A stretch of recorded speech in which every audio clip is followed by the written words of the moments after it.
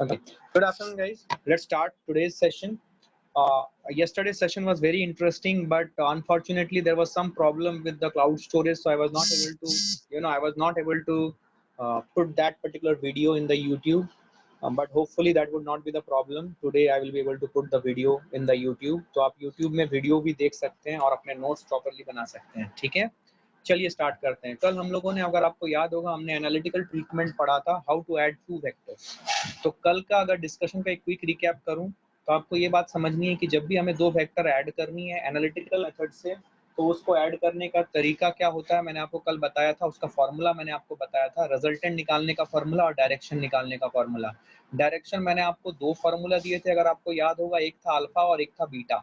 मतलब ए वेक्टर से कितना एंगल और बी वेक्टर से कितना एंगल बना रहा है रिजल्टेंट. इसके ऊपर हमारी बातचीत हुई थी और हमने उसको किस तरीके से पाइथागोरस मेथड एंड ट्रिग्नोमेट्री के एप्लीकेशन से सॉल्व किया था. You recollected, right? चलिए आज हम डिस्कशन शुरू करते हैं, बट उससे पहले एक छोटी सी बात, एक छोटा सा क्वेश्चन कर लेते हैं, so that we all are abreast with the concepts that we have learn till now. ठीक है, मान लीजिए मैं आपको बोलता हूँ कि there are two vectors such that both the vectors and their resultant are equal. There are two vectors, दो वेक्टर्स हैं, such that दोनों वेक्टर इक्वल है और उनके रिजल्टेंट भी इक्वल है. दोनों वेक्टर इक्वल है और उनके रिजल्टेंट भी इक्वल है. मतलब मैं अगर क्वेश्चन लिखना चाहूँ तो मैं ऐसा लिखूंगा कि रिजल्टेंट वेक्टर का जो मैग्नीट्यूड है दैट इज इक्वल टू, एक वेक्टर मान लो x वेक्टर है एंड दूसरा वेक्टर है y वेक्टर. ठीक है, ये सबका मैग्नीट्यूड इक्वल है. Let us say that it is equal to a. There are three vectors. तो अगर मैं इसका डायग्राम बनाऊं, इसका डायग्राम कुछ ऐसा बनेगा.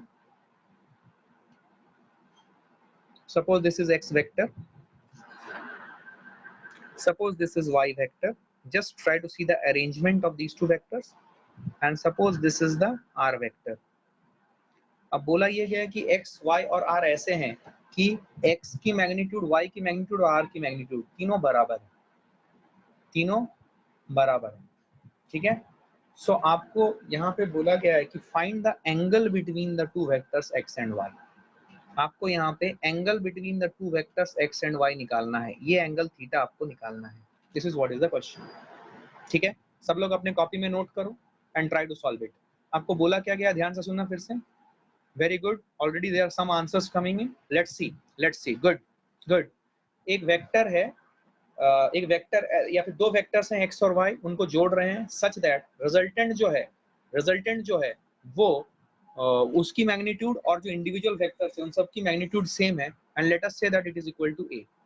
ठीक है, let us say that it is equal to a. तो आपको बतानी है कि what is the angle between the two vectors x and y. ठीक है, ऑलरेडी मेरे पास आंसर्स हैं. Let try to see it. Equilateral triangle बोल भी दिया गया है, लॉजिकली सोचा है आपने. Very good. अब ध्यान से देखिएगा, अब ध्यान से देखिए, इसको सॉल्व करते हैं. Good good. Let's see. आइए, इसको मैं, पहला तरीका जो है, let's try to use the method that we have learned. तो अगर मैं रिजल्टेंट मैग्नीट्यूड की बात करूं, रिजल्टेंट के मैग्नीट्यूड की, इसको मैं ऐसे लिख रहा हूं, ध्यान से देखना. It is equal to under root of, ध्यान से देखना, x वेक्टर का whole square plus y vector का होल स्क्वायर. देखो ऊपर का एरो हटा दिया है मैंने, मतलब I am talking about magnitude, plus 2 into x into y into cos of angle between them, cos theta. ठीक है, अब आपको पता है कि x और y दोनों a के बराबर है और r भी a के बराबर है. तो r मैग्नीट्यूड को, r का मैग्नीट्यूड जो है, r वेक्टर का magnitude which is r vector को मॉड्यूलस के अंदर डाला है, that is equal to under root of, let's try to write down properly, x की वैल्यू a, पूरा लिखेंगे a स्क्वायर प्लस, देखना मैं कुछ गड़बड़ ना करूं, please be very attentive in class, 2a square cos theta. सबसे बड़ा चैलेंज ये हो जाता है कि मैं यहाँ पे आपको देख नहीं पाता हूँ, तो please try to remain attentive in class. 2a square cos theta. तो अगर आप देखोगे ये जो चीज आएगी, इसको जब आप सॉल्व करोगे, ये चीज आएगी 2a square into 1 plus cos theta into 1 plus cos theta. ठीक है, 2a square into 1 plus cos theta that is equal to a. ठीक है, अब यहाँ पे ट्रिग्नोमेट्री का सहारा लूंगा. ट्रिग्नोमेट्री में आपको जो कॉन्सेप्ट बताए गए हैं उसका सहारा लूंगा, यूसेज ऑफ ट्रिग्नोमेट्री. जिन बच्चे ने ये देखा नहीं है, प्लीज मेरे वीडियोस यूट्यूब में देखें, आपको पता चल जाएगा मैंने क्या क्या कॉन्सेप्ट बताया हुआ था. ध्यान से देखो, क्या मैं cos थीटा को लिख सकता हूं as cos theta by 2 plus theta by 2। और क्या मैं यहाँ पे, सब लोग देखना, मैं ये एनालिटिकल मेथड बता रहा हूँ, इसको a मान सकता हूँ और इसको b मान सकता हूँ। और आपको मैंने cos of a plus b का फॉर्मूला सिखाया हुआ है, यस और नो, और आप सबको याद है। Try to use it. cos of a plus b का formula which is cos a cos b minus sin a sin b। तो मैं एक दूसरा व्हाइट बोर्ड आपके लिए लेता हूँ। तो जो cos थीटा है, सॉरी जस्ट अ मोमेंट, तो ये जो cos theta by 2 plus theta by 2 है, ध्यान से देखना, theta by 2 plus theta by 2 जो है, this one will be equal to cos a cos b which is cos theta by 2 into cos theta by 2 minus sin a sin b। याद है, sin theta by 2 sin theta by 2, ये formula था cos a plus b का, remember? So this one will become cos square theta by 2 minus sin square theta by 2। I hope you understood this। तो इसको हम लिख सकते हैं cos square theta by 2 minus sin square theta by 2। और sin square theta by 2 को, तो ये cos theta is cos square theta by 2 minus sin square theta by 2। अब आप देखिए अपना प्रीवियस वाला स्लाइड में क्या था, 2a square 1 plus cos theta। तो 1 plus cos theta अगर मैं करूं तो what I will get, ये देखिए आपके सामने है, 1 plus cos theta अगर मैं करूं तो ये पूरी चीज आ जाएगी, इसको हटा देता हूं मैं। 1 plus cos theta अगर मैं करता हूं, ध्यान से देखना, 1 plus cos theta it will be like 1 plus cos square theta by 2 minus sin square theta by 2। सब लोग अपने कॉपी में खुद से करें और मेरे से आंसर मिलाएं प्लीज, ठीक है? तो ये आ जाएगा 1 minus sin square theta by 2, ये आपने बचपन में पढ़ा हुआ है, that is equal to cos square theta by 2। तो cos square theta by 2 plus cos square theta by 2 will become 2 times cos square theta by 2। ये ट्रिग्नोमेट्री आपको आती है, 2 times cos square theta by 2। I hope you understood this, ठीक है? तो अभी अगर फिर से मैं आपको प्रीवियस के व्हाइट बोर्ड में ले जाऊंगा, प्रीवियस वाला व्हाइट बोर्ड में ध्यान से देखो, ये जो a आया है, a is equal to under root of 2a square 1 plus cos theta। let me write it down for you। a is equal to under root of 2a square into 1 plus cos theta। क्या 1 plus cos theta की जगह पे मैं ये वाली value put कर सकता हूँ यहाँ पे, 2 cos square theta by 2। तो I will put 2 cos square theta by 2। Understanding यहाँ पे देख लो, ले लो 2 cos square theta by 2। तो ये क्या आ जाएगा, ये आ जाएगा under root of 4a square cos square theta by 2, ठीक है? तो 4a square cos square theta by 2, तो इसको अगर आप सॉल्व करोगे तो आपको मिलेगा a is equal to 2a cos theta by 2, ठीक है? तो आप क्या करें, 2a cos theta by 2, तो यहाँ पे ये a और ये a मर जाएगा, तो आपके पास एक एक्सप्रेशन आएगी cos theta by 2 is equal to half. अब इसको सॉल्व करने के लिए मैं आपके पास बेहतरीन कॉन्सेप्ट लाऊंगा जो मैंने आपको सिखाया था, ग्राफिकल रिप्रेजेंटेशन cos थीटा का। cos थीटा का ग्राफ आपको याद है कैसे जाता था?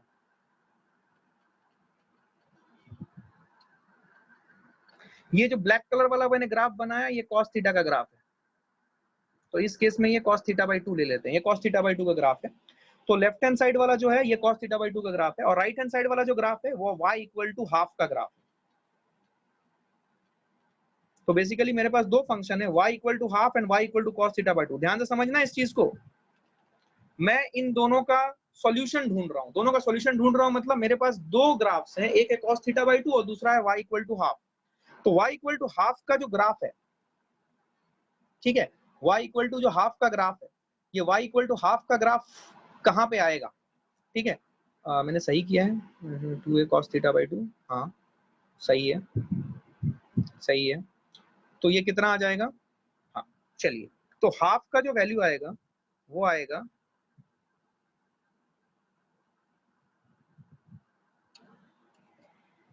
सही है, ये सही है, am I right?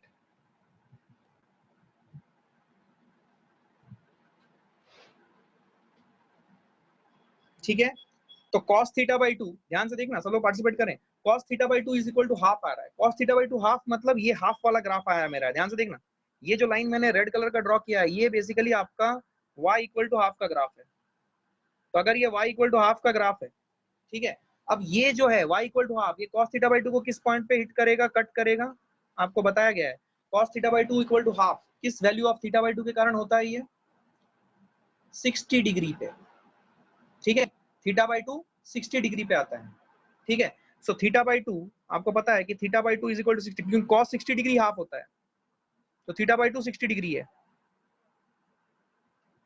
सो जो थीटा आ रहा है वो कितना आ जाएगा, theta will be 60 into 2, that is 120 degree. मतलब ध्यान से देखें मैं कुछ गड़बड़ ना करूं, अगर कोई इसमें दिक्कत है तो आपको रेज करना है, ठीक है, and I will attend to your request. ध्यान से देखना, बहुत बार मैं करता हूं कि मैं कुछ चीजें यहाँ पे गलती डाल देता हूं, आपको ध्यान देना है। क्या मैंने सब कुछ सही किया है? 1 plus cos square theta by 2 minus sin square theta by 2, 2 cos square theta by 2 आया, 2 cos स्क्वायर थीटा बाई 2, तो ये 4a square cos square theta by 2 आ गया, 2a cos थीटा बाई 2 आ गया, स्क्वायर रूट जब किया मैंने, तो 2a cos थीटा बाई 2 आया, तो cos थीटा बाई 2 की वैल्यू आ गई हाफ, तो cos थीटा बाई 2 की वैल्यू हाफ आ गई, तो थीटा की वैल्यू 120 डिग्री आ रही है। तो थीटा की वैल्यू 120 डिग्री आ रही है, इसका मतलब ये वेक्टर्स कैसे होंगे, ये वेक्टर्स कैसे होंगे, ये 120 डिग्री पे आ रहे हैं, 120 डिग्री पे आ रहे हैं, तो देखें इसको ध्यान से। एक नया व्हाइट बोर्ड ले लिया हमने, कहाँ पे गया ये देखिए। सो थीटा की वैल्यू कितनी आ रही है?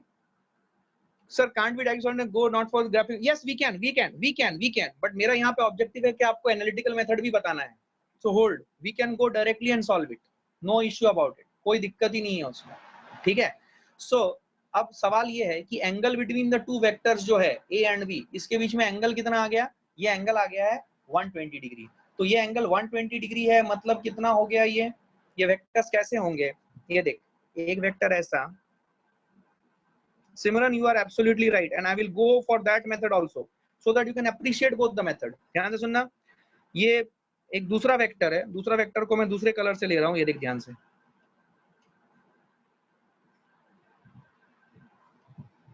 ये थोड़ा सा गड़बड़ हो गया, होल्ड करना प्लीज।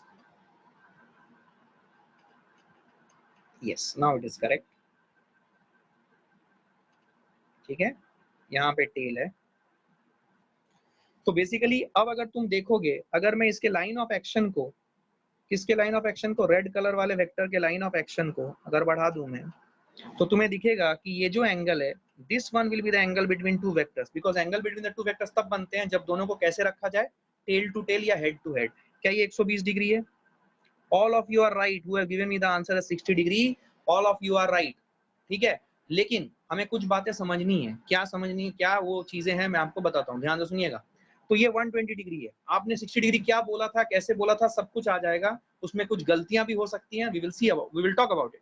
तो ये पहला वेक्टर है, मान लो इसका मैग्नीट्यूड ए है, ये दूसरा वेक्टर है, इसका भी मैग्नीट्यूड ए है, और इनके बीच का एंगल 120 डिग्री है। जब इनके बीच का एंगल 120 डिग्री है, तो ये वाली जो एंगल आ रही है, ये वाली एंगल 60 डिग्री आ रही है, और इन दोनों का जो रिजल्टेंट है, इन दोनों का रिजल्टेंट अभी हमने देखा था, मैं उसे ग्रीन कलर से दिखा रहा हूँ, इन दोनों का रिजल्टेंट जो है वो ऐसा है। तो अगर अभी आप देखोगे ये 60 डिग्री, ठीक है, और ये रिजल्टेंट भी 60, रिजल्टेंट भी सेम है, ए है, तो आपको दिख रहा है कि ये सभी एंगल कितने होने चाहिए, 60 डिग्री होने चाहिए, ठीक है। जो आपने बेसिक कॉन्सेप्ट से ले आया कि सर दो वेक्टर्स इक्वल थे और उनका रिजल्टेंट भी सेम आ रहा है, तो ये तभी पॉसिबल है जब ये तीनों vector side of the equilateral triangle बनाए। लेकिन इन वेक्टर की अरेंजमेंट कैसी हो, इन वेक्टर की अरेंजमेंट जो मैंने आपको अभी आपके स्क्रीन में है, वही है इस वेक्टर की अरेंजमेंट। मतलब रेड कलर वाला एरो के हेड में येलो कलर वाला एरो का टेल है, और येलो कलर के जो हेड है उस पे ग्रीन कलर हेड है, और ग्रीन कलर का टेल रेड वेक्टर के टेल पे है। तो ये बात आपको समझनी है, और ये जो चीज है, ये चीज आपने जो एनालिटिकल मेथड है उससे आपने आसानी से कर लिया। आई होप यू अंडरस्टूड दिस। मेरा ऑब्जेक्टिव है आपको यहाँ पे एनालिटिकल ट्रीटमेंट बताना। आप लोगों ने इसको निकाल लिया था 60 degree, I am happy about it, no issue. Sir I have other logic, if the triangle is equilateral so all the angles will be 60 degree, so then by linear angles theta will be 120 degree. Yes you are absolutely right, no doubt about it. I am telling you that only कि देखो ये दो magnitude है, तीनों equal हो गए, तीनों equal हो गए मतलब आपको समझ में आ रहा है कि रिजल्टेंट भी जो है, ध्यान से सुनना sir please show previous slides, I am going there, just wait. अगर मैं रिजल्टेंट देखूं, ध्यान से सुनना, अगर मैं रिजल्टेंट देखूं तो रिजल्टेंट जो आ रही है ये रिजल्टेंट और ये एंगल एक 60 डिग्री आ गई, बिकॉज तीनों साइड्स इक्वल हैं, तो ज्योमेट्री से हम बोल सकते हैं कि it is an equilateral triangle. Equilateral triangle है, एक एंगल 60 डिग्री है तो बाकी सभी एंगल 60 डिग्री होंगे अगर इक्विलेटरल ट्रायंगल है तो आपने यही कॉन्सेप्ट लगाया, very good, you are bingo, means कोई दिक्कत ही नहीं है, आपको समझ में आ गया, कोई इशू नहीं है। लेकिन इसको मैं आपको एनालिटिकल मेथड से भी सॉल्व कराना चाहता था। I wanted you to solve this with the help of analytical method, because हर बार आपको ये चीज मिलेगी ये जरूरी नहीं है, ठीक है। कुछ केस में ये जो केस मैंने बनाया था ये ऐसा ही बनाया था कि आप लोग इसको ग्राफिकली देखते साथ सॉल्व कर दो, बट हमेशा ये होगा ये जरूरी नहीं है। अभी जैसे मैंने कल आपको एक गजब का मेथड बताया था, उससे भी देखते हैं। आइए एक नया व्हाइट बोर्ड ले लूं, देखो मैंने कोई व्हाइट बोर्ड नया क्रिएट तो नहीं किया है ना, नहीं किया है। आइए एक नया व्हाइट बोर्ड लेता हूं आपके सामने, फील कीजिएगा इस बात को। ये देखिए गाइस, आप सब मेरे साथ हो अभी तक? You all are with me till now? Any doubts, any confusion? You all are with me till now? कोई दिक्कत नहीं, ठीक है। आइए आइए देखिए, कल मैंने आपको एक तरीका और बताया था कि आप लीजिए, मान लीजिए आपने एक वेक्टर लिया, ध्यान से देखिए, आपने एक वेक्टर लिया, दिस इज वन वेक्टर जो ब्लैक कलर से हमने लिया है, and there is the other vector which is the red colour. अब मैंने आपको बोला था कि ये दोनों वेक्टर को आप हेड टू टेल रख दें, आपने रख दिया, इनको ऐसे ही अरेंज कर दिया, और इस जगह पे आप कॉम्पास का नीडल रखें और इस जगह पे आप पेंसिल रखें। मैंने आपको बताया था कल, आपको एक छोटा सा कंस्ट्रक्शन बताया था मैंने, सर्कल कंस्ट्रक्ट कीजिए, तो नीडल यहाँ पे रखते हुए पेंसिल यहाँ पे रखते हुए आप इसे घुमा दीजिए। तो जब आप इसे घुमा दीजिएगा तो आपके पास एक सर्कल आएगी समथिंग लाइक दिस।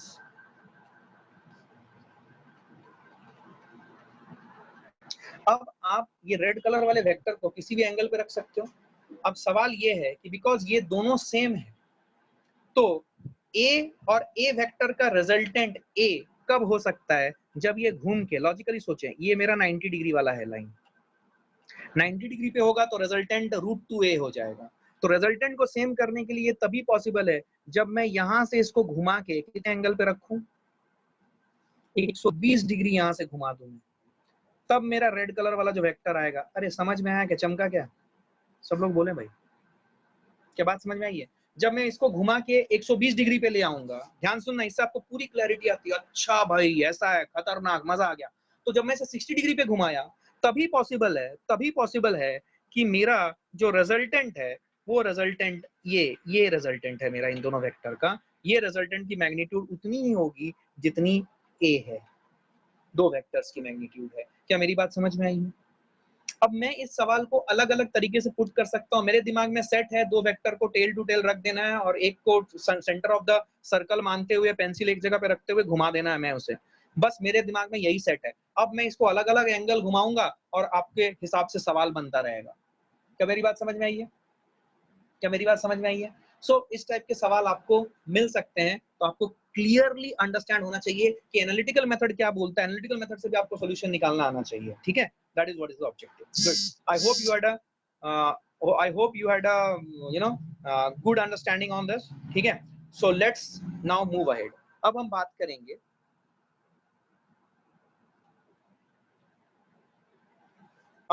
करेंगे addition of vectors by two different methods. ध्यान से सुनिएगा। Now we will talk about addition of vectors by two different methods. तो मैं कॉन्सेप्ट अभी दूंगा एडिशन ऑफ वेक्टर्स का। इससे पहले भी एडिशन ऑफ वेक्टर किया था but that was the analytical method. अभी हम एडिशन ऑफ वेक्टर्स करेंगे बाय ग्राफिकल मेथड, ठीक है? ग्राफिकल मेथड से हम एडिशन करेंगे, that is what is the ask, that is what is the objective. तो ग्राफिकल मेथड से जब हम एडिशन करेंगे क्या करना पड़ता है? एडिशन ऑफ वेक्टर करने के दो नियम होते हैं, एक है ट्रायंगल रूल, ऑलरेडी मैंने ये नोट्स में लिखा हुआ था तो कुछ लोगों ने शायद पढ़ा भी होगा, और दूसरा वाला जो रूल है वो पैरेललोग्राम रूल है। So there are two different methods of adding two vectors. or more than two vectors. Analytical method में एक limitation है. Analytical method is applicable only for, or it should be used only when there are two vectors in consideration. But if we are having more than two vectors in consideration, then we should go for addition of vectors by graphical method, and there is also other method which we will learn. ठीक है? तो graphical method में हमारे पास दो method हैं, triangle rule and parallelogram rule. Let's try to understand both the rules. Now let's come back. आइए, सबसे पहले मैं triangle rule की बात करता हूँ. तो जो ट्रायंगल रूल है ये क्या बोलता है, सुनिए. ये बोलता है ट्रायंगल रूल कि जो वेक्टर्स को आपको ऐड करने हैं उनको आप रखिए ऐसे कि एक वेक्टर के टेल पे, सॉरी एक वेक्टर के हेड पे दूसरे वेक्टर का टेल हो. ये ऑलरेडी आपने एनालिटिकल मेथड में भी देखा था, बट मैं अभी इसको स्पेसिफिकली रूल बता रहा हूँ. ट्रायंगल रूल अप्लाई करने के लिए आपको दो वेक्टर को ऐसे रखने पड़ेंगे कि एक वेक्टर के हेड पे दूसरे वेक्टर का टेल हो. तो मान लो ये मेरा दूसरा वेक्टर है, तो ए वेक्टर के हेड पे मेरा बी वेक्टर का टेल आया है. ठीक है, तो फिर इन दोनों वेक्टर का जो रिजल्टेंट होगा वो होगा वो लाइन जो इस ट्रायंगल को कंप्लीट कर दे. क्या ये दो साइड ऑफ द ट्रायंगल बन गए? ए वेक्टर और बी वेक्टर के मैग्नीट्यूड्स अगर हम लें, क्या ये दो साइड ऑफ द ट्रायंगल बन गए? तो इन दोनों वेक्टर्स का जो रिजल्टेंट आएगा वो बेसिकली वो लाइन होगा जो ये दो साइड्स ऑफ द ट्रायंगल, इसको दो साइड्स ऑफ द ट्रायंगल मानते हुए वो जो रिजल्टेंट होगा वो तीसरा साइड बना देगा और एक ट्रायंगल कंप्लीट कर देगा. क्या मेरी बात समझ में आई है? Good. Now hold, now hold, now hold. Simran, now hold. I have not given you the direction yet, I have just giving you the definition. Now सुनना. तो जब मैंने आपको बेसिक बताया था कि जब भी हम दो वेक्टर को ऐड करें या सब्ट्रैक्ट करें तो हमारा जो रिजल्टेंट आएगा, एडिशन आएगा या सब्ट्रैक्शन आएगा, जिसे हम लोग रिजल्टेंट बोलते हैं, ठीक है, वो भी एक वेक्टर होगा. मतलब ये जो मैंने रेड कलर की लाइन ड्रॉ की है, it's a vector. So let us say that it is equal to R vector. तो अगर ये एक वेक्टर है तो अभी हमें समझ में आना चाहिए, अगर ये वेक्टर है तो वेक्टर को रिप्रेजेंट करने के लिए मुझे एरो चाहिए, और एरो की मैग्नीट्यूड और डायरेक्शन दोनों चाहिए. मैग्नीट्यूड तो निकल गई. मैग्नीट्यूड क्या निकल गई? ये जो रेड कलर की लाइन की लंबाई है, दैट इज द मैग्नीट्यूड. तो अगर मैं मैग्नीट्यूड की बात करूं, which is equal to R, that is what? That is the length of the red colour line. क्या वो हमें पता चल गया? हाँ, length of the red colour line तो मेजर कर सकते हैं. तो length of red colour line is known to us. तो length of red colour line is known to us. तो length of red colour line is known to us. Again I am telling. लेकिन अब सवाल है direction का. Direction are vector का किधर होगा? सुनना. डायरेक्शन होगा आर वेक्टर का जिधर सेकंड वेक्टर का हेड है उधर होगा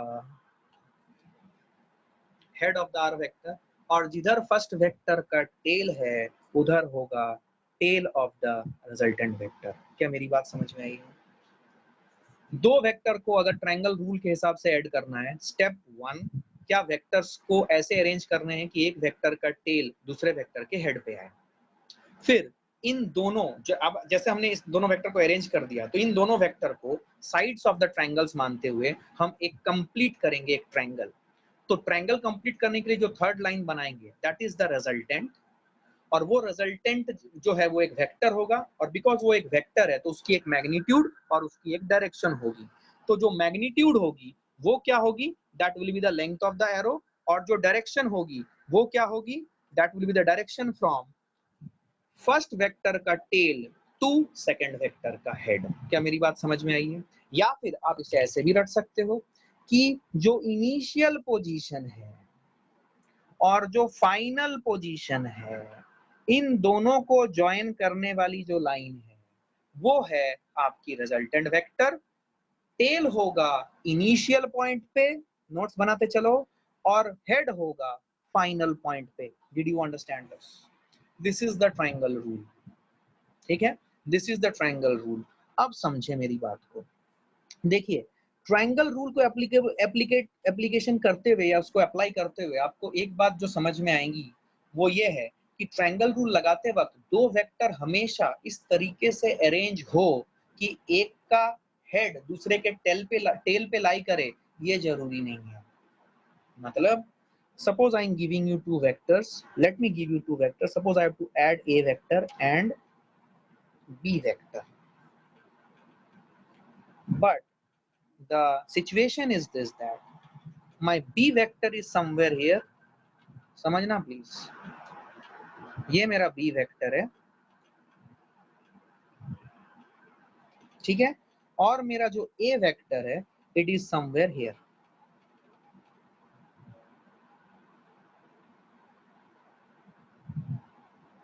it is somewhere here, this is my A vector. ठीक है, अब देखो ट्रायंगल रूल अगर मुझे लगाना है तो ट्रायंगल रूल लगाने के लिए मुझे वेक्टर्स को एक वेक्टर के हेड पे दूसरे वेक्टर का टेल रखना पड़ेगा। लेकिन अभी प्रॉब्लम ये है कि ये वेक्टर तो ऐसे अरेंज्ड है अभी प्लेन में कि इनके हेड और टेल तो एक साथ मैच नहीं कर रहे।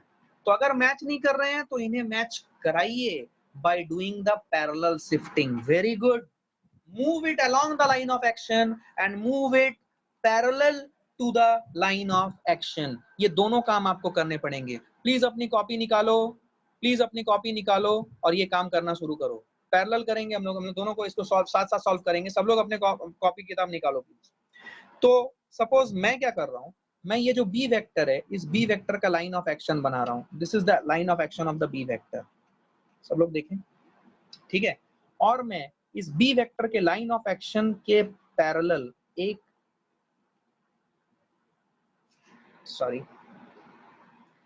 वेक्टर, एक लाइन बना रहा हूं जो पास कर रहा है ए वेक्टर के हेड से। ठीक है, अब मैं इस बी वेक्टर को इस लाइन ऑफ एक्शन से उठा के उसके पैरेलल जो लाइन है which is I will say L dash line, इसमें शिफ्ट करते हैं पहले। तो जब हम इसको इसमें शिफ्ट करेंगे तो ये वेक्टर ऐसे कुछ होगा। ये देखो, शिफ्ट करेंगे तो ये वेक्टर ऐसे आएगा। ये देख ध्यान से, कंफ्यूज मत होइयो भाई, समझ में आ रहा है ये? ठीक है, ये देख मैंने इसको शिफ्ट कर दिया। ये देख, सब लोग देखें, शिफ्ट कर दिया मैंने, पर अभी भी एक के हेड पे दूसरे का टेल नहीं आया। तो क्या अभी एल डैश में मैं ये जो बी को शिफ्ट किया, ये अभी भी बी वेक्टर है बिकॉज मैंने इसकी मैग्नीट्यूड डायरेक्शन दोनों सेम रखी है। क्या मैं इसे along the line of action L dash के मूव कर सकता हूं टुवर्ड्स द लेफ्ट? तो अगर मैं इसे टुवर्ड्स द लेफ्ट मूव करूं तो क्या होगा, ध्यान से सुन। ये वेक्टर को मैं अभी हटा रहा हूं, तुम्हें पता चल गया कि मैंने बी वेक्टर को बी वेक्टर ही बना के एल डैश में शिफ्ट किया। अब मैं इसे टुवर्ड्स द लेफ्ट शिफ्ट करूंगा, टुवर्ड्स द लेफ्ट शिफ्ट करूंगा तो मैं इसको हटा दूंगा। ध्यान से देख, मैं इसको हटा रहा हूं, ठीक है। और मैं इसे शिफ्ट करूंगा, तो शिफ्ट करूंगा तो ये शिफ्ट होने के बाद ऐसे हो जाएगा।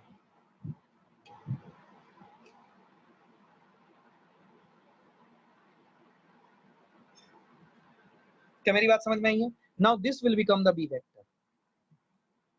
अब जो है, अब ये ए और वे वेक्टर बी वेक्टर जो है, now they are kept in such a way that A vector के हेड पे बी वेक्टर का टेल है। तो इनका जो रिजल्टेंट आएगा, इनका रिजल्टेंट आएगा ये वाला vector, such that it completes the triangle. अब ध्यान से सुनना, जो पहला वेक्टर है that will decide the initial point, और जो दूसरा वेक्टर है जिस तरीके से लिखा गया है that will decide the final point.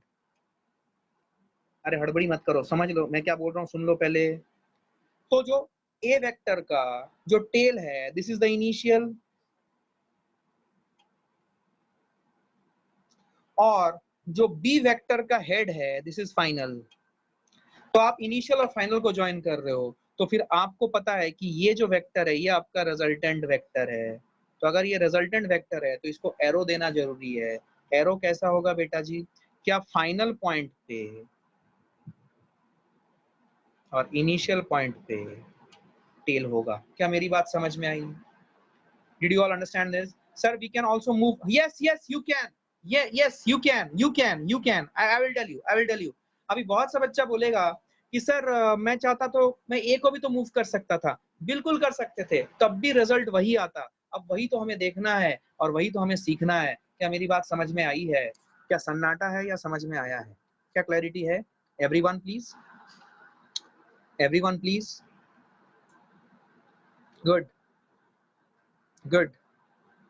आइए, सो अब आप बोलोगे कि सर मैं ए को भी तो शिफ्ट कर सकता था। बिल्कुल, तुम ए को भी शिफ्ट कर सकते थे। तो तुम्हारा जो आर वेक्टर होता, आर वेक्टर की सेंस जैसे तुमने अभी के डायग्राम में जो तुम्हारे पास है जैसे सेंस है, वही सेंस तुम्हारा इसका भी आता, जब तुम ए वेक्टर को शिफ्ट करते, ए वेक्टर को पैरेलली शिफ्ट करते, तब भी तुम्हारा वही रिजल्टेंट आता और सेंस भी वही होता।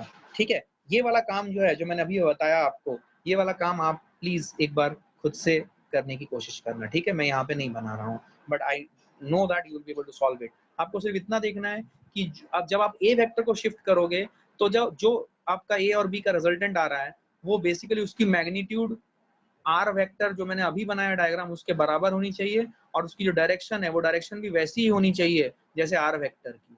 तो आर वेक्टर की डायरेक्शन में टेल टू हेड की डायरेक्शन जो है, क्या वही डायरेक्शन तुम्हारी ए को अगर शिफ्ट करोगे रिजल्टेंट की मिलनी चाहिए? बिल्कुल मिलेगी अगर सही से करोगे तो। Hopefully you understood this. ठीक है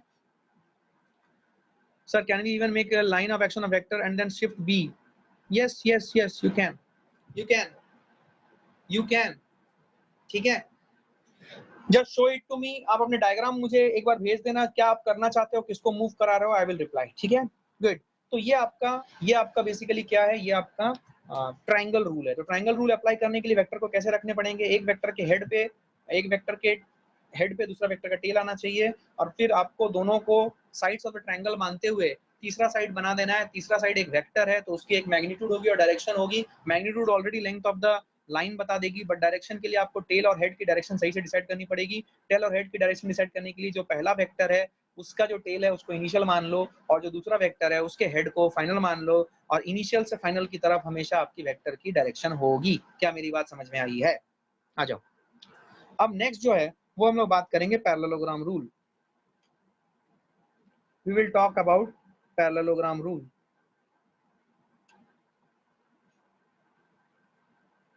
So if we talk about parallelogram rule, what is this rule? Let's try to see.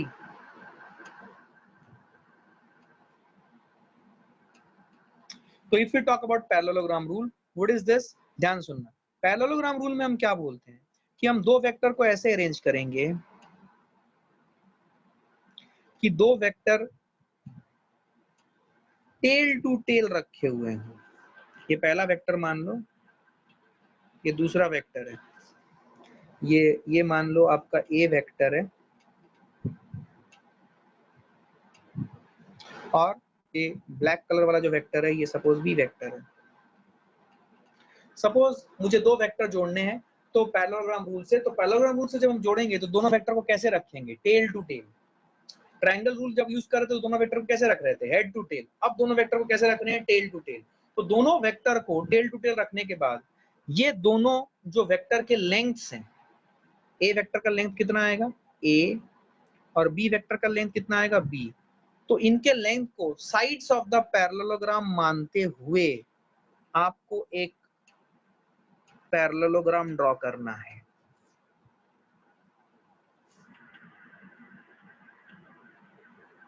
आपको एक पैरेललोग्राम ड्रॉ करना है। थोड़ा सा गड़बड़ बना, मैं इसको हटाता हूँ।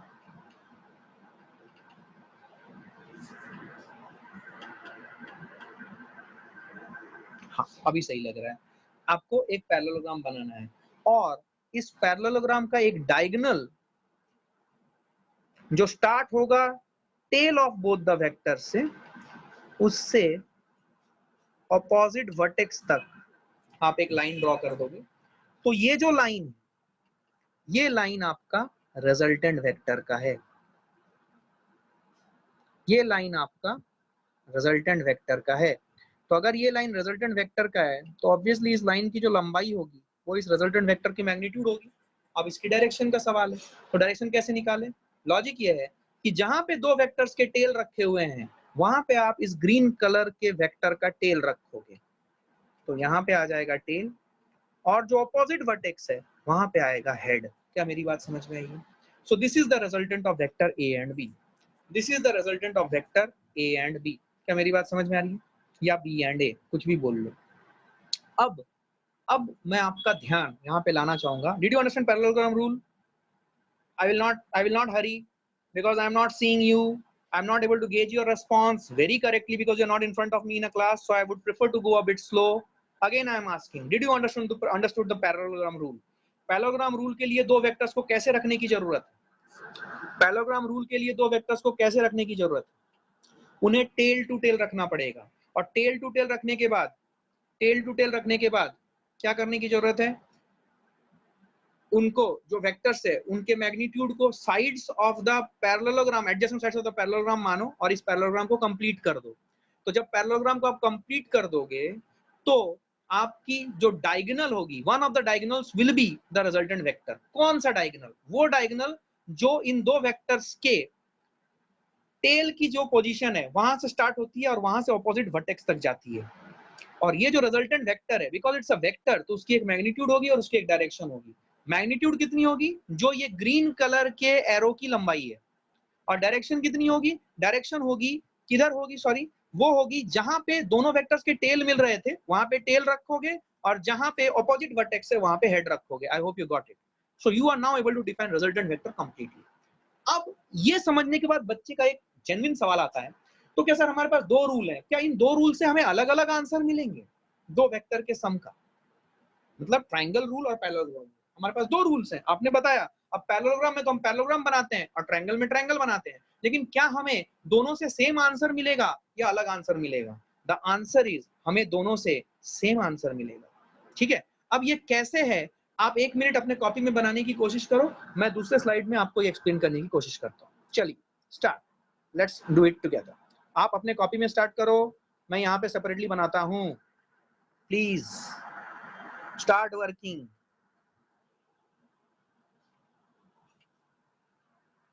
अपने कॉपी में बनाओ प्लीज।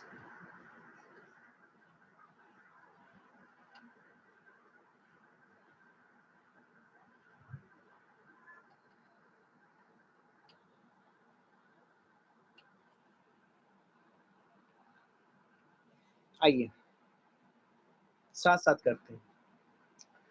सपोज मैंने एक वेक्टर लिया,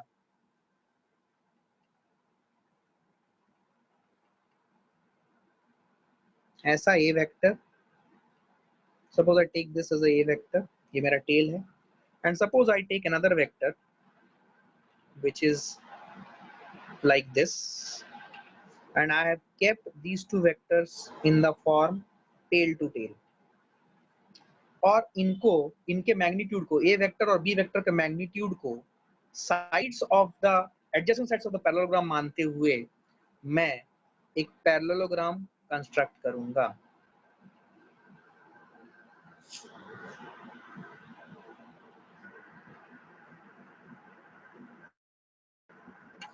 ठीक है, थोड़ा सा गड़बड़ बना, कोई दिक्कत नहीं है, फिर से बना लेंगे इसे। ठीक है, ये ऐसे बना। अब ध्यान से सुनना, अब मैं क्या कर रहा हूं, ये जो लाइन है ये वाली और ये वाली लाइन है, क्या ये opposite side of the parallelogram होने के कारण क्या ये दो लाइन आपस में पैरेलल है? और बिकॉज ये पैरेललोग्राम है, हमें पता है पैरेललोग्राम के opposite sides equal in length होते हैं, तो क्या महानुभाव, क्या आप बता सकते हो, क्या मैं इस बी वेक्टर को यहां से उठा के इस ब्लैक कलर वाले पैरेलल लाइन पे शिफ्ट कर सकता हूं? और जब मैं इसे उठा के इधर शिफ्ट करूंगा, let me represent it with the help of a blue arrow. तो अगर मैं ये कर सकता हूं तो आपको दिखेगा कि ये जो वेक्टर है जो मैंने ब्लू कलर से दिखाया है, ये ब्लू कलर का वेक्टर भी बी वेक्टर ही होगा। और अभी अगर मैं अपना फोकस इस डायग्राम पे करूं, चिंता मत करो मैं इसे इरेज कर दूंगा, इस डायग्राम पे अगर मैं फोकस करूं ए वेक्टर और बी वेक्टर, तो ध्यान से देखो जो ब्लैक कलर वाला और ब्लू कलर वाला एरो है, क्या वो हमें बोल रही है कि भाई ट्रायंगल रूल अप्लाई करो, ट्रायंगल रूल अप्लाई करो, ट्रायंगल रूल अप्लाई करो, यस और नो? क्या हमें वो बोल रही है? क्या हमें चिल्ला चिल्ला के बोल रही है कि ट्रायंगल रूल अप्लाई करो, ट्रायंगल रूल अप्लाई करो, ट्रायंगल रूल अप्लाई करो, यस और नो? तो अगर मैं ट्रायंगल रूल यहाँ पे अप्लाई करूं, मैं इसको हटा दूंगा, ठीक है, अगर मैं ट्रायंगल रूल अप्लाई करूं तो जो मेरा रिजल्टेंट होगा वो होगा पहले वेक्टर के टेल से दूसरे वेक्टर के हेड के ऊपर। अगर आप लॉजिकली देखोगे, पहले वेक्टर के टेल से दूसरे वेक्टर के हेड के ऊपर जो मैंने ड्रॉ किया है, अगर आप लॉजिकली देखोगे, क्या ये वही डायगोनल है जो हमने पैरेललोग्राम रूल से डायगोनल कंस्ट्रक्ट करते हुए रिजल्टेंट निकाला था? क्या ये वही डायगोनल आ गया? Are you understanding this? इसका मतलब ये हुआ कि मेरी ट्रायंगल रूल से और पैरेललोग्राम रूल से जो रिजल्ट आएगा, क्या ये दोनों सेम होगा? ये दोनों बिल्कुल अलग नहीं हो सकते। क्या मेरी बात समझ में आई है? मेरी बात समझ में आई है? तो आपके पास कॉन्सेप्ट क्या होना चाहिए कि मेरे पास दो वेक्टर्स को या दो से ज्यादा वेक्टर्स को अगर मैं, ध्यान से सुनना ना, अगर मैं इन्हें जोड़ने की कोशिश करूं तो हम दो रूल लगा सकते हैं, एक है ट्रायंगल रूल, दूसरा है पैरेललोग्राम रूल। ट्रायंगल रूल या पैरेललोग्राम रूल लगाने के लिए हमें वेक्टर्स को, अगर ट्रायंगल रूल लगाना है तो हमें वेक्टर्स को टेल टू हेड ओरिएंटेशन में ज्वाइन करना है, दो वेक्टर्स को। और अगर मैं पैरेललोग्राम रूल लगाना चाहता हूं तो दोनों वेक्टर्स को मुझे टेल टू टेल रखने की जरूरत है। अगर पैरेललोग्राम रूल लगाना है तो दोनों वेक्टर्स को जिनको टेल टू टेल जोड़ा है उनको adjacent sides of the parallelogram मानते हुए एक पैरेललोग्राम कंप्लीट करना है, और उस पैरेललोग्राम का one of the diagonal will be resultant. कौन सा डायगोनल? वो डायगोनल जो दोनों के टेल से शुरू होती है और पहुंचती है ऑपोजिट वर्टेक्स तक। तो अब उस डायगोनल की डायरेक्शन किधर होगी? मैग्नीट्यूड तो हो गया डायगोनल का लेंथ, डायरेक्शन किधर होगी? डायरेक्शन होगी जहां पे दोनों वेक्टर्स के टेल मीट कर रहे हैं, वहां पे इस डायगोनल का टेल होना चाहिए और अपोजिट में उसका हेड होना चाहिए। क्या बात समझ में आ रही है? क्या क्लैरिटी है ये? We do the same with A vector, बिल्कुल सही। अभी देखो मैं आपको ये भी बताता हूँ, ध्यान से देखना, तुम्हें फील आएगी, अभी तुम्हें पूरी फील आनी शुरू हो जाएगी। देखो चैप्टर की, ये देखो, ये अगर मैं ए वेक्टर का लाइन ऑफ एक्शन बोलता हूँ, क्या तुम्हें लगता है कि ये जो मैंने पैरेललोग्राम कंस्ट्रक्ट किया है, इस पैरेललोग्राम के ए वेक्टर का लेंथ ए है, क्या इसका ऑपोजिट साइड जो रेड कलर के डॉटेड लाइन से दिखाया गया है, क्या मैं इस ए वेक्टर को अगर शिफ्ट करूं तो क्या ये रेड कलर के डॉटेड लाइन में एग्जैक्टली फिट हो जाएगा? अरे बोलो सन्नाटो, एग्जैक्टली फिट होगा क्या? तो अगर ये एग्जैक्टली फिट होगा तो बी वेक्टर और ए वेक्टर का जो सम है, क्या वो रिजल्टेंट वेक्टर आर वेक्टर फिर से हो रहा है? क्या मेरी बात समझ में आई है? तो देखो मजा आ गया भाई, एकदम मस्त कॉन्सेप्चुअल क्लैरिटी आई है आपको। अच्छा, इसका मतलब ऐसे चल रही है चीजें, ठीक है? ये बहुत काम आने वाला है आपको, बहुत ज्यादा, आप बहुत ज्यादा यूज करोगे ये सब चीजें, ठीक है? आपको वेक्टर, देखो याद रखना मेरी बात, फिजिक्स डिफिकल्ट नहीं होती है। फिजिक्स इसलिए डिफिकल्ट लगती है बच्चों को बिकॉज बच्चों का वेक्टर्स क्लियर नहीं होता है, और फिजिक्स के सभी टॉपिक्स में वेक्टर्स है। तो अगर जिसका वेक्टर क्लियर है उसको फिजिक्स मजा आएगा, वो सोच सकता है, वो समझ सकता है, वेक्टर रूल अप्लाई कर सकता है। जिसको वेक्टर क्लियर नहीं है वो आगे नहीं बढ़ सकता। क्या हो समझ आया आपको ये बात? क्या क्लैरिटी है ये? गुड। अब ध्यान से देखो, तो अब क्या है कॉन्सेप्ट कि यहाँ पे एक कॉन्सेप्ट है, मैं आपको बताता हूँ कि जो एडिशन है, वेक्टर एडिशन, मैं यहाँ पे लिख रहा हूँ, वेक्टर एडिशन जो है वो कॉम्यूटेटिव है। आपने याद है commutative rule, distributive rule, associative rule, याद है आपने ये सब किया था? तो वेक्टर एडिशन जो है, vector addition is commutative. Vector addition is commutative. When I say vector addition is commutative, what is the meaning of it? Let's try to understand it. Vector addition is commutative means, suppose हमारे पास दो vector हैं, A vector and B vector, तो A vector plus B vector की जो भी resultant होगी that will be same as B vector plus A vector. क्या मेरी बात समझ में आई है? एंड इसके साथ साथ एक और रूल है which is vector addition is associative. Vector addition is associative.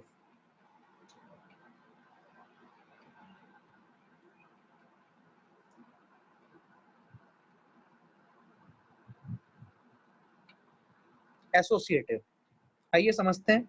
Associative मतलब अगर मेरे पास मान लो A vector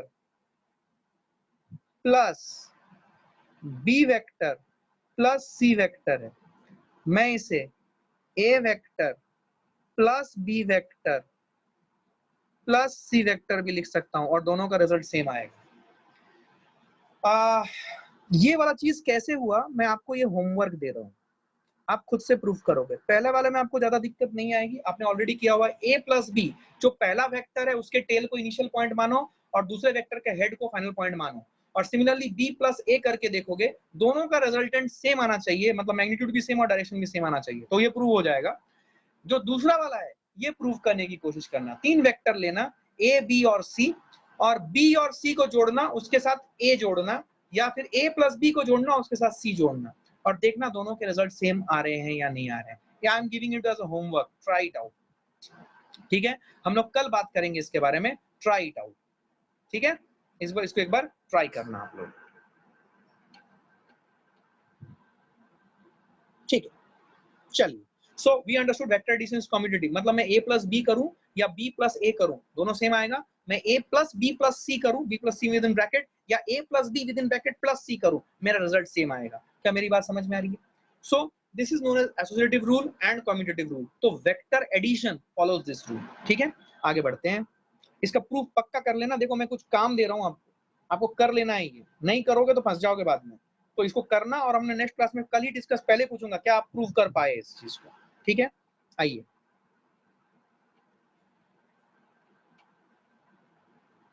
Saili, I'm sorry beta, yesterday's lecture because of some issue with the cloud recording I was not able to record.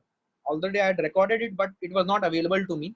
So yesterday's lecture I will not be able to provide you. You can contact any of your friends if they are here, if they are there, right? And you would be able to get it. ठीक है, okay, ध्यान से देखना।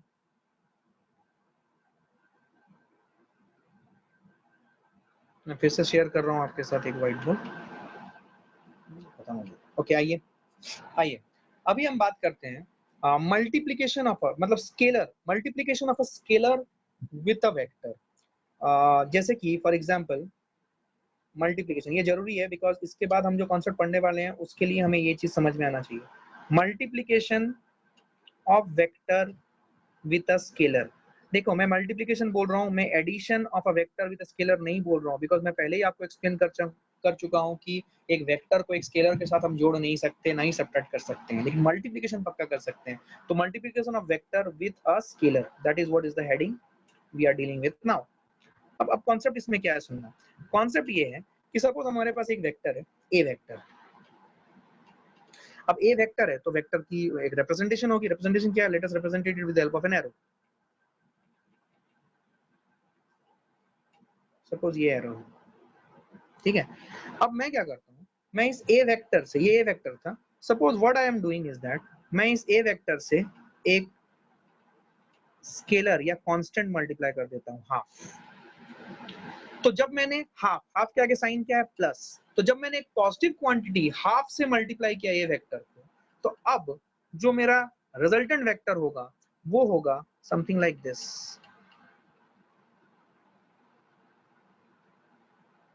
इसमें ध्यान देने लायक क्या है कि check the sense of this vector half a vector, it is same as that of a vector, but its magnitude becomes, मतलब जो लेंथ ऑफ द एरो है that becomes half of that of a vector, क्योंकि मैंने half से multiply कर दिया है। क्या मेरी बात समझ में आई है? क्या मेरी बात समझ में आई है? अब मान लो मैंने इसे मल्टीप्लाई किया माइनस हाफ से। अगर मैं इसे माइनस हाफ से मल्टीप्लाई करूं तो क्या प्रॉब्लम होगी? देखो प्रॉब्लम हो जाएगी ये, तो जो वेक्टर बनेगी वो वेक्टर ऐसी बनेगी, this is your minus half a vector which is, ये सभी वेक्टर आपस में पैरेलल है। अपने मन में इसके बारे में कोई कंफ्यूजन मत रखिए, ये सभी वेक्टर आपस में पैरेलल है, ये सभी वेक्टर आपस में पैरेलल है। लेकिन sense of direction of the second vector which is half a vector and sense of minus half a vector are just opposite, क्योंकि उनका टेल टू हेड का डायरेक्शन जो है ये ऑपोजिट है। बट ये सभी आपस में एक दूसरे पैरेलल लाइंस के ऊपर ही लाई कर रहे हैं, बट सेंस ऑपोजिट हो गया किसका? माइनस हाफ ए वेक्टर का। तो इससे क्या समझे आप? इससे ये समझे कि अगर मैं एक किसी भी नंबर से, एक स्केलर से मल्टीप्लाई करता हूं तो मुझे दो चीजों का ध्यान देना है। क्या चीजों का ध्यान देना है आइए देखते हैं। जब भी मैं एक स्केलर से मल्टीप्लाई करूंगा एक वेक्टर को, मान लो मैं एक स्केलर लेता हूं, तो जब भी मैं एक स्केलर मतलब एक नंबर है ना, कंफ्यूज ना होइए। स्केलर, अगर आपको स्केलर से कंफ्यूजन हो रहा है, let me put it as a number. कोई भी एक नंबर से अगर हम एक वेक्टर को मल्टीप्लाई करते हैं, सपोज ये नंबर है, समझिएगा अच्छे से, और इसके साथ हम एक वेक्टर रख देते हैं, सपोज ये वेक्टर। जब भी हम एक नंबर के साथ एक वेक्टर को मल्टीप्लाई करेंगे तो हमारे पास एक कॉन्सेप्ट ये है कि कोई भी नंबर होता है, नंबर के साथ दो चीजें एसोसिएट होती है, एक होती है उसकी मैग्नीट्यूड और दूसरी होती है उसकी साइन। ठीक है, ध्यान से सुनिएगा। अगर मैग्नीट्यूड जो भी वैल्यू है अगर वो ग्रेटर देन 1 है तो vector will B longer, vector बड़ा होगा। मल्टीप्लाई करने के बाद वेक्टर बड़ा होगा।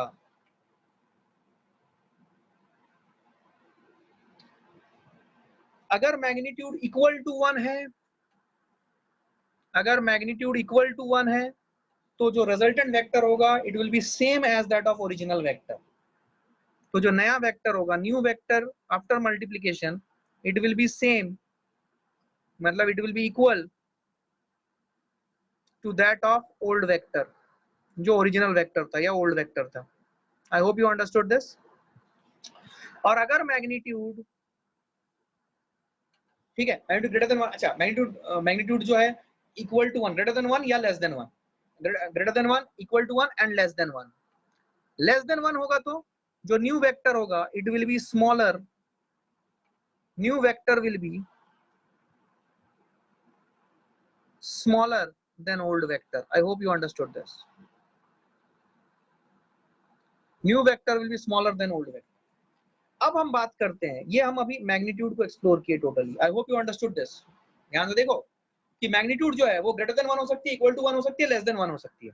ओके, देखो कोई भी नंबर जो है, नंबर के साथ अगर हम किसी वेक्टर को मल्टीप्लाई करते हैं, मतलब स्केलर मल्टीप्लिकेशन जिसे हम बोलते हैं, तो ये जो नंबर है, फिर से सुनो ध्यान से, एकदम ध्यान से सुनना, कोई हड़बड़ी नहीं है, आराम से एकदम रिलैक्स, ठीक है। सुनो, जो नंबर है, नंबर को आपने किसी वेक्टर से मल्टीप्लाई किया, तो ये जो नंबर है, नंबर कैसे, कोई भी एक नंबर देखो, नंबर कैसे, सब -5, -2, -2.5, -½ +½ +2.5, कुछ भी नंबर हो सकता है। तो नंबर को मैंने कैटेगराइज किया कि नंबर के दो कॉन्स्टिट्यूएंट्स हैं या दो कंपोनेंट्स हैं या दो पार्ट्स हैं, एक है उसका मैग्नीट्यूड और दूसरा है उसका साइन। पहले हम बात कर रहे हैं मैग्नीट्यूड की। मैग्नीट्यूड ग्रेटर देन 1 हो सकता है, लेस देन 1 हो सकता है, इक्वल टू 1 हो सकता है। अगर मैग्नीट्यूड ग्रेटर देन 1 है तो जो वेक्टर बनेगा after multiplying the original vector with a number, it will B बड़ा होगा, मतलब ओरिजिनल वेक्टर से जो न्यू वेक्टर है वो ओरिजिनल वेक्टर से बड़ा होगा, मतलब लार्जर होगा। अगर मैग्नीट्यूड इक्वल टू 1 है तो new vector will be equal to old vector, ठीक है। और अगर मैग्नीट्यूड लेस देन 1 है तो new vector will be less than old vector, मतलब उसकी जो मैग्नीट्यूड है it will be less than old vector. क्या मेरी बात समझ में आ रही है? अब हम बात करते हैं, sir can we multiply vector with real numbers? Yes we can, yes we can, we can multiply vectors with real number. अब जब मल्टीप्लिकेशन करते हैं तो क्या होता है मैं बताता हूँ, होल्ड करना, आ जाएगा। अभी मैं समझ गया तुम्हारे मन में क्या डाउट हो रहा है, शायद ध्यान सुनना। अभी हम बात करते हैं साइन की। आइए एक नया व्हाइट बोर्ड लेते हैं और इस नए व्हाइट बोर्ड में हम साइन की बात करते हैं। अब देख, साइन तो अपने को पता है, साइन विल बी इधर पॉजिटिव और नेगेटिव, साइन विल बी इधर पॉजिटिव और नेगेटिव। अगर साइन पॉजिटिव हुआ तो इसका मतलब वेक्टर का सेंस जो है वो चेंज नहीं हुआ। Sense does not change. Sense is same. Sense is same means आपको पता है sense does not change और sense is constant.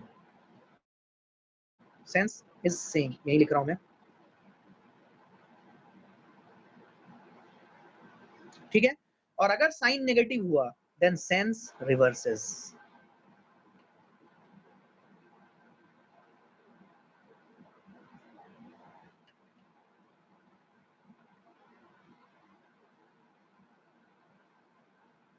Sense reverses. क्या मेरी बात समझ में आ रही है? तो हमने उस नंबर के दो पार्ट्स देखे, एक है मैग्नीट्यूड और दूसरा है डायरेक्शन। हमने दो पार्ट्स देखे भाई नंबर के, ठीक है, एक मैग्नीट्यूड और दूसरा डायरेक्शन। मैग्नीट्यूड को पहले समझा, magnitude greater than 1, less than 1, equal to 1 होने का मतलब क्या है, और अभी हम उसके साइन के बारे में पढ़ रहे हैं। साइन अगर पॉजिटिव हुआ और नेगेटिव हुआ, साइन पॉजिटिव होने का मतलब जो सेंस ऑफ द वेक्टर रहेगा वो सेम रहेगा, और सेंस अगर साइन नेगेटिव हो गया तो sense reverses, sense reverses, right. मतलब टेल टू हेड की डायरेक्शन जो है वो पलटी मार गई, it has changed, right. I hope you understood this. So let's try to utilize it जो हमने सीखा है। Suppose हमारे पास एक वेक्टर है a vector, and suppose I multiply, ये a वेक्टर था हमारे पास, ओरिजिनल वेक्टर a वेक्टर है।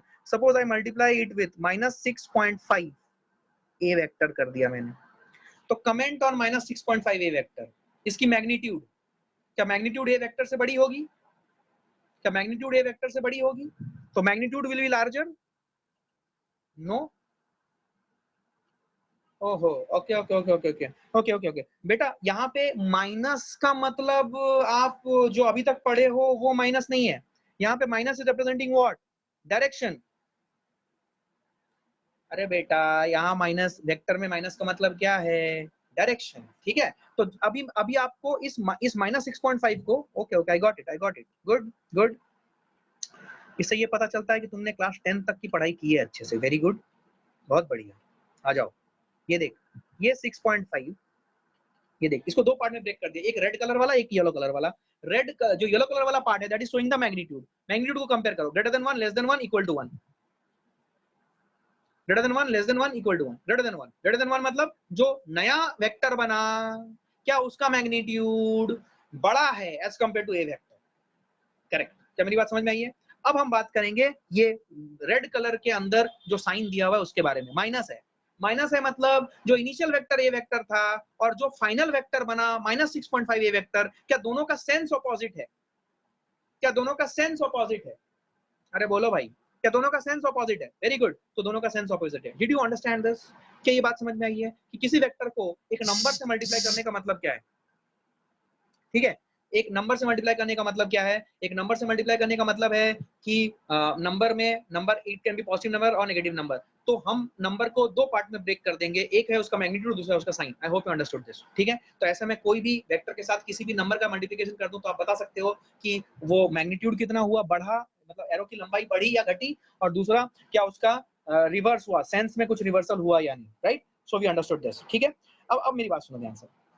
कॉन्सेप्ट ये है कि जब हम एक वेक्टर को, ये जो कॉन्सेप्ट था अपना, कहाँ गया? We all white boards, 1 minute hold please.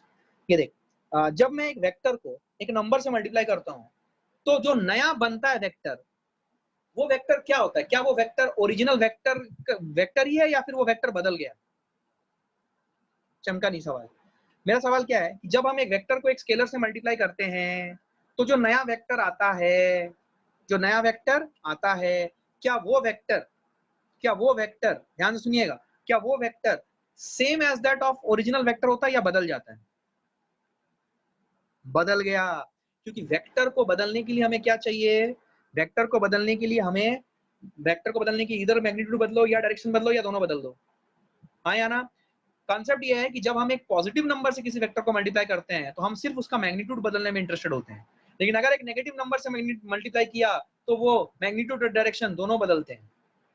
Yes और नो? यस और नो? जैसे कि -6.5 से अगर मैंने मल्टीप्लाई किया तो मैंने इसकी मैग्नीट्यूड डायरेक्शन दोनों बदल दी। क्या मेरी बात समझ में आ रही है? So these are the understanding of vectors. ठीक है, अच्छा अब सुने, जैसे कि यू नो अभी I think one guy asked me a question, let me look at it. It was a part of the question which somebody asked me. It was a good question. I said that I will get back to you on this. Just let me see if I can locate that question.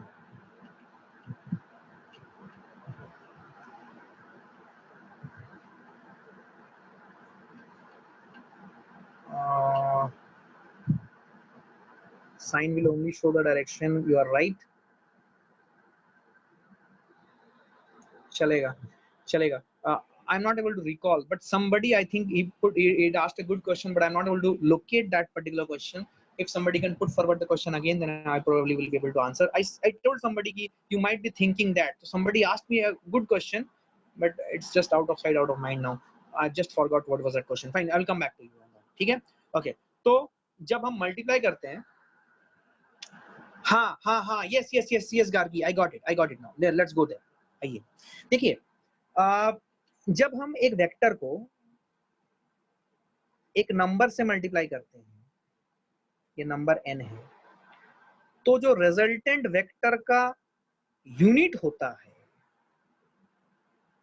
वो same भी रह सकता है या change भी हो सकता है। अरे बाप रे, ये क्या बात हुई? बताता हूं मैं। देखो, आप सबने एक फॉर्मूला पढ़ा हुआ है स्टैंडर्ड 9th में, v is equal to u plus AT। आपको याद है? आपको याद है? याद है आपको? अब ये जो थे, ये जो v, u, a और a था, ये सभी क्या थे? ये एक्चुअली वेक्टर्स थे। This was a vector equation. Because आप बचपन में वेक्टर नहीं पढ़े हो तो इसके ऊपर का एरो हटा दिया जाता था। ठीक है, अब मेरी बात सुने, अब आप अपना फोकस इस सेक्शन के ऊपर करें। तो एक्सेलरेशन वेक्टर है, ये acceleration is a vector quantity. Acceleration vector है। एक्सेलरेशन वेक्टर मतलब suppose if I write 5 metre per second, 5 metre per second square, आपको पता है एक्सेलरेशन का unit 5 metre per second square होता है। 5 metre per second square towards positive x axis, ये suppose मेरी डायरेक्शन है। तो मैंने आपको क्या बोला था कि जो मैग्नीट्यूड होती है वो मैग्नीट्यूड की एक यूनिट होती है। यहाँ पे देखो ये यूनिट है मीटर पर सेकंड स्क्वायर। तो एक्सेलरेशन वेक्टर के मैग्नीट्यूड की यूनिट थी मीटर पर सेकंड स्क्वायर। जब आपने उसे t से मल्टीप्लाई किया, t was a scalar because t is time, time does not have a sense of direction, तो टाइम को हम लोग स्केलर ही मानते हैं, है ना, टाइम को हम स्केलर ही मानते हैं, वो एक ही तरफ जाता है, बढ़ता ही है, घटता नहीं है, तो उसका सेंस ऑफ डायरेक्शन फिक्स्ड है, तो हम उसे स्केलर ही मानते हैं, ठीक है। तो a वेक्टर t, आइए, तो a वेक्टर का यूनिट, अब मैं यूनिट के साथ थोड़ा खेल रहा हूँ, a वेक्टर का जो यूनिट है वो मीटर पर सेकंड स्क्वायर है, और t वेक्टर का जो यूनिट है, t का यूनिट, t स्केलर का जो यूनिट है वो सेकंड है, तो सेकंड सेकंड कट गया, तो आपका जो रिजल्टेंट यूनिट आया वो मीटर पर सेकंड आया। इसका मतलब जब मैं एक वेक्टर को एक स्केलर से मल्टीप्लाई करूं, तो ये जरूरी नहीं है कि जो रिजल्टेंट वेक्टर बना वो वेक्टर वही रहेगा जो ओरिजिनल वेक्टर था, मतलब नेचर बदल जाएगा। इनिशियली मेरे पास ओरिजिनल वेक्टर था ए वेक्टर का, विच वॉज एक्सेलरेशन वेक्टर, लेकिन जब मैंने ए वेक्टर को टी से मल्टीप्लाई किया, which is a scalar multiplication, तो जो इसका रिजल्ट आया, इसका रिजल्ट मुझे क्या मिला, मुझे एक वेलोसिटी वेक्टर मिली भाई, क्योंकि इसकी यूनिट आ रही है मीटर पर सेकेंड। क्या मेरी बात समझ में आई है? इसका मतलब जब आप स्केलर मल्टीप्लिकेशन करो तो वेक्टर का नेचर भी बदल सकता है, जैसे कि इस केस में वो मीटर पर सेकंड स्क्वायर मतलब एक्सेलरेशन वेक्टर था, लेकिन जब आपने उसे टाइम से मल्टीप्लाई किया which is scalar quantity, you get all together a new vector, means उसकी नेचर ही बदल गई। हाँ, वेक्टर तो बदल गया था, लेकिन वो एक्सेलरेशन वेक्टर नहीं रहा, उसका नेचर बदल गया बिकॉज उसका यूनिट बदल गया। क्या मेरी बात चमकी है? क्या सबको समझ आया है? बहुत बढ़िया, घनघोर सन्नाटा, किसी को कुछ नहीं आया भाई। There is someone with the name Dell. Who is that person? His microphone is not at all operative. May I know who is this Dell? भाई साहब आप लोग ना अपना रीनेम कर लो यार, ठीक है ना, it will help me a lot to understand that who are facing challenges, ठीक है। I hope you got this. क्या क्लैरिटी आई है? ठीक है, तो आज हमने मैं इसको यहीं पे एंड करूंगा गाइस, हमने ऑलरेडी ओवरशूट कर लिया टाइम। सो आज हम बेसिकली जो पढ़े हैं इसको घर में जाओ अच्छे से ये कॉन्सेप्ट्स को देखो। पैरेललोग्राम रूल, ट्रायंगल रूल से रिजल्ट सेम आता है। मैंने आपको एसोसिएटिव रूल और कम्यूटेटिव रूल प्रूव करने के लिए दिया है, उसे प्रूव करो, बहुत आसान है, आपसे बन जाएगा। और हमेशा एक बात याद रखो, वेक्टर को उसके लाइन ऑफ एक्शन या उसके पैरेलल लाइन पे शिफ्ट करना, ये जो प्रॉपर्टी है वेक्टर की, that renders it's ट्रेमेंडस power.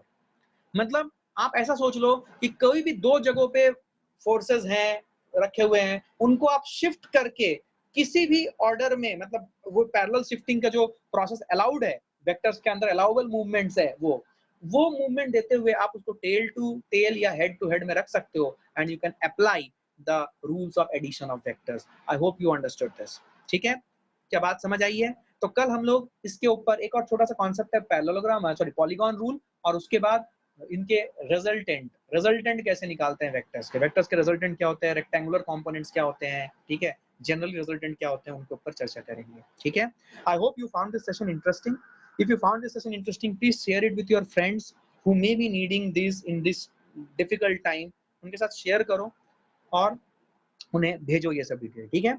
Sir both the vectors are equal, are their magnitude and direction both equal? Yes yes yes yes yes. अब यहाँ पे देखो, यहाँ पे सुनना प्लीज, ये देखो एक कॉन्सेप्ट है जो मैंने आपको नोट्स में दिया हुआ था। I thought that you probably have read it, but good, किसी ने रेज नहीं किया। Simran good, you are reading, good.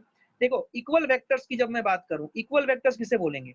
Equal vectors, जब मैं वेक्टर्स की बात कर रहा हूं तो वेक्टर है तो भाई साहब मैग्नीट्यूड है और डायरेक्शन है, इसमें तो कोई शक ही नहीं है, कोई संदेह ही नहीं है कि मैग्नीट्यूड और डायरेक्शन दोनों है। सपोज मैं एक वेक्टर बोलता हूँ एक्स वेक्टर और एक वेक्टर बोलता हूँ वाई वेक्टर, सपोज मैंने इनके बीच में इक्वल टू साइन डाल दिया। इक्वल टू साइन डालने का मतलब क्या है? सुने, इक्वल टू साइन डालने का मतलब है कि एक्स वेक्टर की मैग्नीट्यूड, दैट इज, ऐसा लिखूंगा मैं, x का magnitude is equal to y का मैग्नीट्यूड एंड x का direction is equal to y का direction.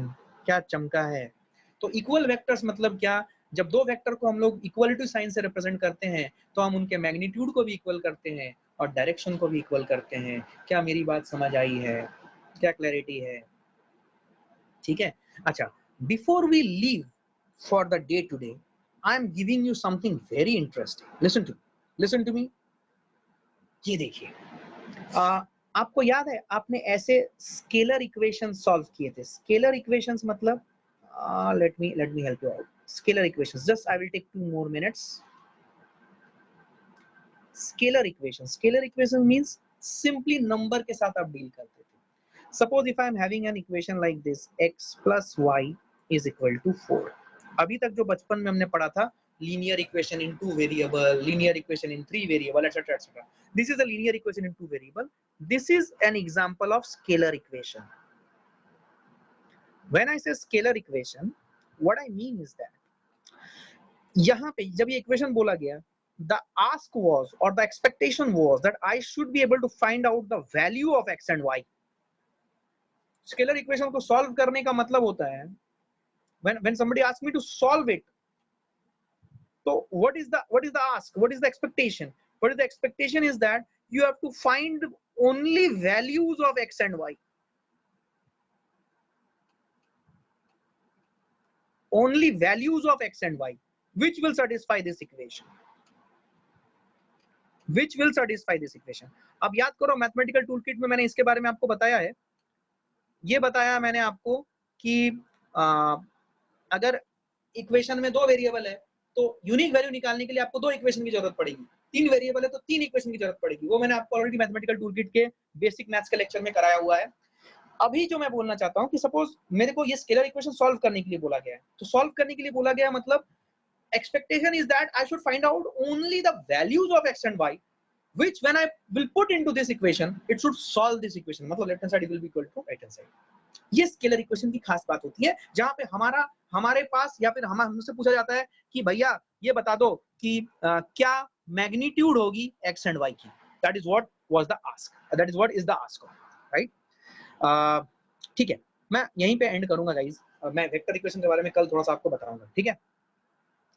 For representation on graph, yes yes yes yes, good good Gargi, you are right.